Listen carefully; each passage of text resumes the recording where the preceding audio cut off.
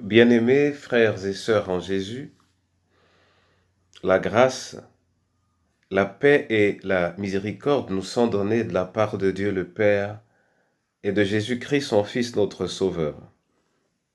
Amen. Rendant grâce à Dieu pour ce jour, nous allons pour notre édification lire dans le livre des Actes des Apôtres au chapitre 8. Nous lirons à partir du verset 26 jusqu'au verset 37. Pourquoi pas? Mais avant la lecture, nous chantons le cantique 329. Redites-moi l'histoire, mais nous prendrons les strophes à partir du 3e jusqu'au 4e, c'est-à-dire les strophes 3 et 4. Redites-moi l'histoire de mon divin Sauveur. Redites-moi l'histoire de mon divin Sauveur. C'est lui dont la victoire a franchi le pécheur. Ce glorieux message, oh redites-le-moi. Lorsque je perds courage, lorsque faiblit ma foi, redites-moi l'histoire, redites-moi l'histoire, redites-moi l'histoire de l'amour de Jésus. Redites-moi l'histoire quand le monde trompe me vend sa vaine gloire au prix de mon bonheur. Et quand loin de la terre je prendrai mon essor, en fermant la paupière, que je l'entende encore. Redites-moi l'histoire, redites-moi l'histoire, redites-moi l'histoire de l'amour de Jésus. Alléluia. Actes des Apôtres, chapitre 8, à partir du verset 26 jusqu'au 37, il est écrit: Un ange du Seigneur, s'adressant à Philippe, lui dit: Lève-toi et va du côté du midi, sur le chemin qui descend de Jérusalem à Gaza, celui qui est désert. Il se leva et partit. Et voici un Éthiopien, un eunuque, ministre de Candace, reine d'Éthiopie et surintendant de tous ses trésors, venu à Jérusalem pour adorer, s'en retournait assis sur son char et lisait le prophète Ésaïe. L'Esprit dit à Philippe: Avance et approche-toi de ce char. Philippe accourut et entendit l'Éthiopien qui lisait le prophète Ésaïe et lui dit: Comprends-tu ce que tu lis? Il répondit: Comment le pourrais-je, si quelqu'un ne me guide? Et il invita Philippe à monter et à s'asseoir avec lui. Le passage de l'Écriture qu'il lisait était celui-ci: Il a été mené comme une brebis à la boucherie, et comme un agneau muet devant celui qui le tond. Il n'a point ouvert la bouche. Dans son humiliation, son jugement a été levé, et sa postérité qui la dépeindra, car sa vie a été retranchée de la terre. L'eunuque dit à Philippe, « Je te prie, de qui le prophète parle-t-il ainsi? Est-ce de lui-même ou de quelque autre? » Alors Philippe, ouvrant la bouche et commençant par ce passage, lui annonça la bonne nouvelle de Jésus. Comme ils continuaient leur chemin, ils rencontrèrent de l'eau. Et l'eunuque dit, « Voici de l'eau.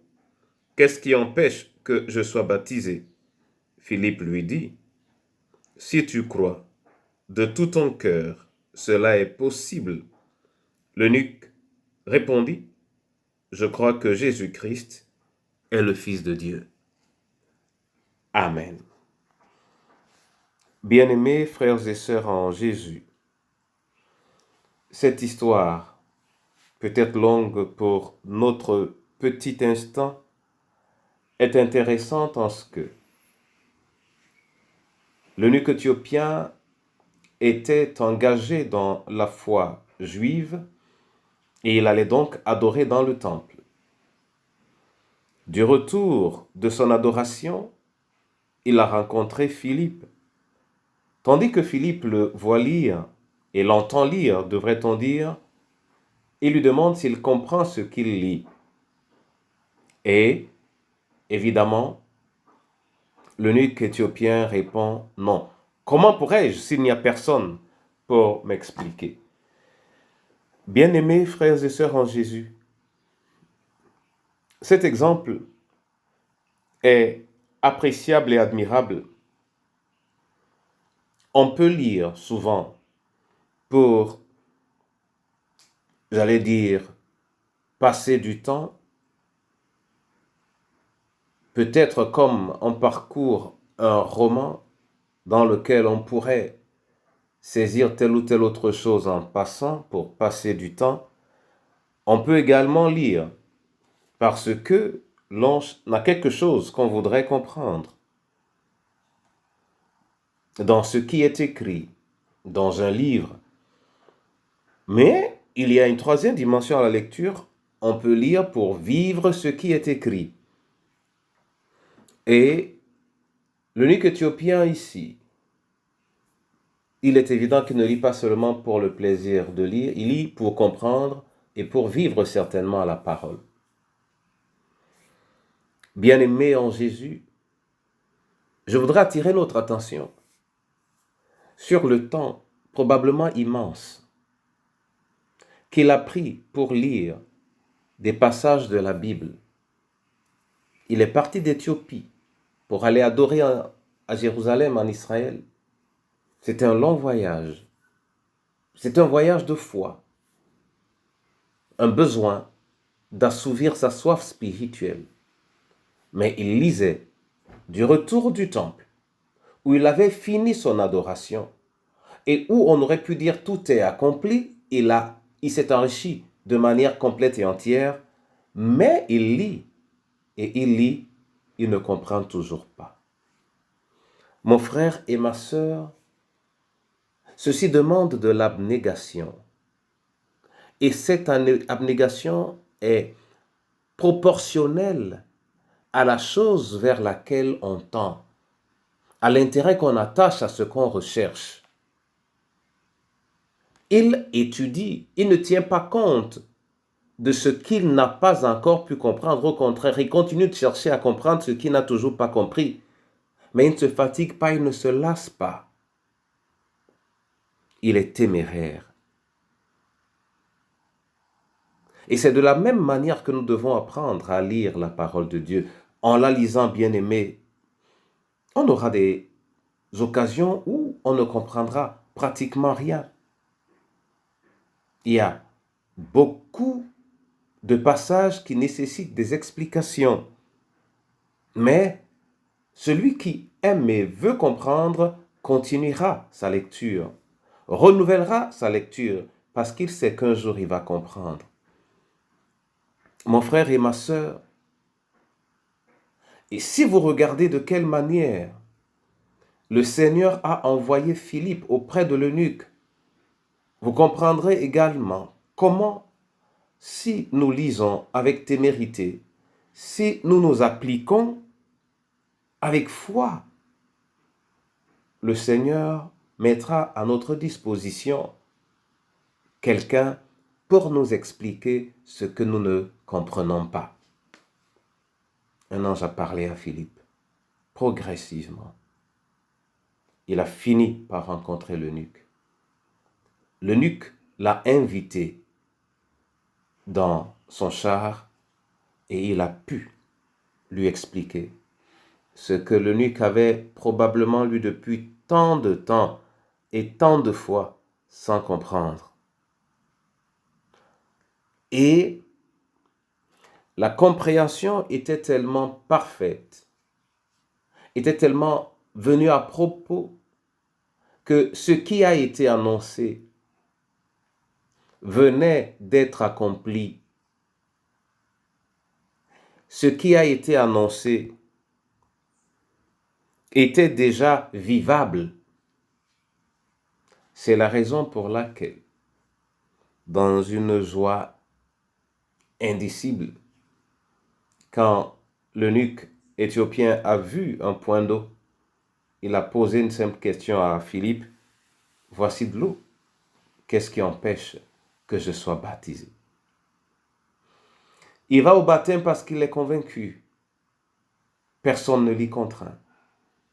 Il y va en toute liberté. Et il pourra également, par la grâce de Dieu, vivre sa chrétienté en toute liberté, mais en toute fermeté, parce que cela émane d'un choix, un choix conscient et un choix ferme. Que le Seigneur te donne à toi, qu'il me donne à moi également, la possibilité de lire la parole de Dieu, de l'étudier, de rechercher autant que faire se peut les moyens de la mieux comprendre pour la vivre, afin que le nom de l'Éternel soit glorifié en Jésus notre Sauveur. Amen. Père éternel, je vais te remercier pour cet épisode merveilleux et formidable de la vie de l'eunuque éthiopien. Ceci nous montre que ton regard est avec nous dans nos balbutiements, dans nos petites recherches, et que le moment venu, malgré l'immensité de nos ignorances, le moment venu, tu vas nous éclairer sur ce que nous devons comprendre dans le nom de Jésus-Christ.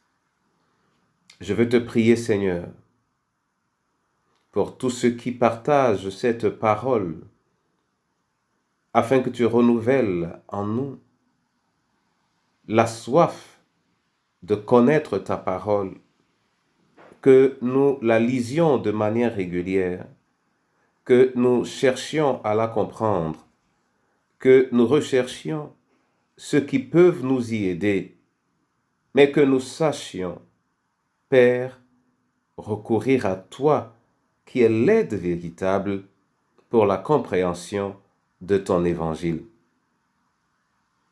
Merci parce que ton évangile est la source de notre alimentation et le moyen par lequel nous pourrons nous réjouir pleinement à tes pieds. Permets que nous la prenions comme de la nourriture. Permets que nous y prenions part comme nous respirons, afin qu'elle participe de la plus petite cellule de notre corps. Viens, ô Dieu Tout-Puissant, accorder cette grâce à nos différentes familles, accorder cette grâce à ton Église, afin qu'elle vive de ce qui est toi, maintenant et à jamais, au nom précieux de notre Seigneur et Sauveur Jésus-Christ. Amen. Que l'Éternel lui-même ouvre les écluses des cieux au-dessus de vous, qu'il vous bénisse et qu'il agrée les différentes prières que vous élèverez aujourd'hui pour votre édification et pour votre témoignage au nom de Jésus-Christ de Nazareth. Amen.